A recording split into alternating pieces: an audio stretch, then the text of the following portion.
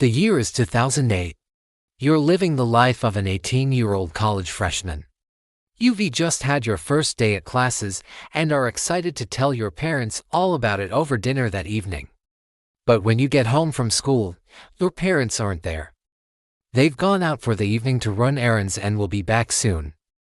So, you decide to call them instead. You dial their number and they pick up.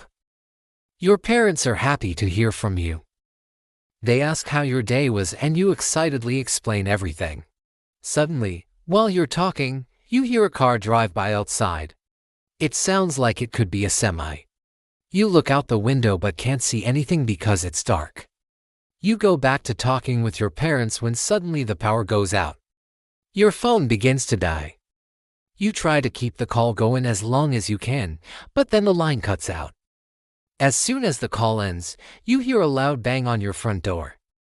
Then everything goes black.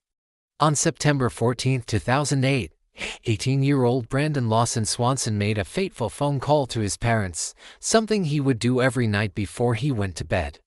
This night would be no different except for one chilling twist. That night, Brandon never came home. And what's worse, the story only gets stranger as time goes on. This is the disappearance of Brandon Swanson. We open our story on August of 2008. Brandon Swanson had just started his freshman year at Northwest Iowa Community College. The small town of Sheldon, Iowa, where the college is located, has a population of just under 5,000 people. Classes were going well for Brandon. He was doing well academically and athletically on the college golf team. He was also adjusting well to life away from home, although he did miss his family. In fact, Brandon would call his parents almost every night after dinner to catch up with them. His mother would always ask him if he needed anything from the store, and his father would often give him advice about life or just chat about their day. These nightly calls had become routine, and so on September, Brandon's parents, Doug and Patty, weren't surprised when they got a call from their son around 6:15 p.m. wanting to talk. Brandon picked up and said hello to his parents. The conversation started out normally enough. Brandon told his parents about how his day was, and the two talked about nothing of importance. At some point during the conversation, Brandon steps outside for a moment to look at something in his front yard. While he's looking outside, Brandon tells his parents he hears a car driving by. He described it as a big vehicle like a semi. His father, Doug, asked Brandon if he should come and look out the window, but Brandon told him it was too dark to see anything. But something was clearly bothering Brandon. His mother, Patty, could sense it. She asked Brandon if everything was okay. Just then, the lights went out in Brandon's apartment. He told his parents that the power must have gone out. Brandon asked them to hold on as he tried to find a flashlight. When he came back to the phone, he told his parents he still couldn't see anything. Brandon then apologized to his parents for the short call and told them he had to go. As he was saying goodbye, Brandon told his parents he loved them. This was the last time they would ever hear his voice. As soon as the call ended, Brandon could hear the sound of heavy footsteps near his front door. He opened the door and screamed. Whatever was outside didn't enter his apartment. Brandon then called his father back, but it went straight to voicemail. Brandon called again and again, but each time he heard only the same thing. Finally, Brandon texted his father, "I'm scared." A minute later, he sent another message that simply said, "Help." This was the last contact anyone would have with Brandon that night.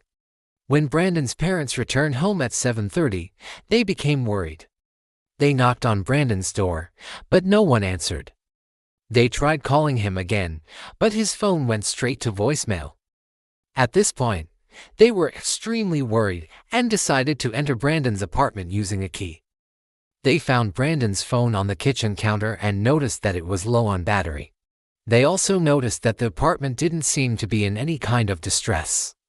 Nothing appeared to be out of place, and there were no signs of a struggle. At 8:39 p.m., Patty Swanson called the police to report her son missing. In addition to Brandon's phone being low on battery, the police found one other piece of evidence in his apartment, a half-eaten bowl of cereal in the sink. This suggested that Brandon may have been fine but had simply forgotten to answer his door. Police even checked Brandon's schedule and found that he had no classes or extracurricular activities after 6 p.m., which corroborated the theory that he was likely still at home. It wasn't until 10 hours later that Brandon's father discovered something disturbing. One of Brandon's tires was missing. It had been taken off the rim and was nowhere to be found. This led the police to conclude that Brandon had not been home that evening at all. Where Brandon's tire had been removed from was a 2002 Ford Explorer that his parents had bought for him in high school. What makes this case so strange is that Brandon's tire had simply vanished. No one saw anyone removing the tire from the car, nor was the tire ever found. It's unlikely that someone would have stolen it because it had no obvious use. After all, a car rim without a tire isn't very useful. It is also unlikely that Brandon took the tire off himself because Brandon was not known to work on cars. What's more, no one knew that the tire was missing from the car until nearly 10 hours after Brandon's parents found out he was missing. So why was the tire missing? Was Brandon kidnapped? If so, who was responsible and where is he now? Or was there another explanation for the missing tire? A week after Brandon's disappearance, the police released a statement on what they believed happened to him. They believed that Brandon had been home that evening, but then he left to go somewhere. While he was gone, someone broke into his apartment and stole his cell phone and car tire.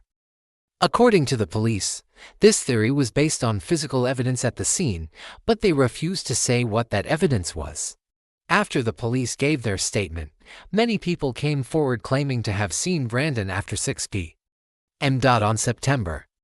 Unfortunately, none of these people actually saw Brandon. All they saw was a young man who resembled Brandon. Even more unfortunately, none of these people actually spoke with Brandon either. The most promising lead came from a woman who claimed she saw Brandon walking westbound on Highway 18 around 7 p.m. However, this information was quickly disproven when Brandon's parents looked at surveillance footage from a gas station that sits along that stretch of highway. The video showed Brandon's car driving eastbound, not westbound, right around the time he was supposed to be walking. Brandon's car was also captured on video driving south on Highway 6, but no sign of Brandon on foot was ever found. With the lack of evidence in this case, many theories arose regarding what actually happened to Brandon. Brandon's parents rejected the police theory, citing the fact that Brandon wouldn't have left his phone behind if he went somewhere voluntarily. Many people believe that Brandon was abducted, but there's absolutely no evidence to support this theory. Others believe that Brandon was suicidal, but there was no evidence to support this either. Brandon was an honor student and star athlete who seemed to have a bright future ahead of him. There was absolutely no reason to suggest that he would take his own life. Other theories include that Brandon staged his own disappearance to avoid going back to school or that he was the victim of foul play. However, these are nothing but guesses with absolutely no evidence to support them. On November of 2008, the FBI joined the search for Brandon. Despite hundreds of tips and leads, none panned out. Brandon's parents never gave up hope. They continued to hand out flyers with Brandon's face on them and to speak with the media. Sadly, both Brandon's father, Doug, and mother, Patty, have since passed away. But Brandon's brother Justin continues to seek answers. Justin believes that Brandon was abducted and killed. He says, "You can choose to think whatever you want, but I don't think he ran off with anybody. I think he's deceased. I think he was murdered." Unfortunately, we may never know what really happened to Brandon. If you enjoyed this video, make sure to stay tuned for more real-life mysteries. As always, thanks for watching.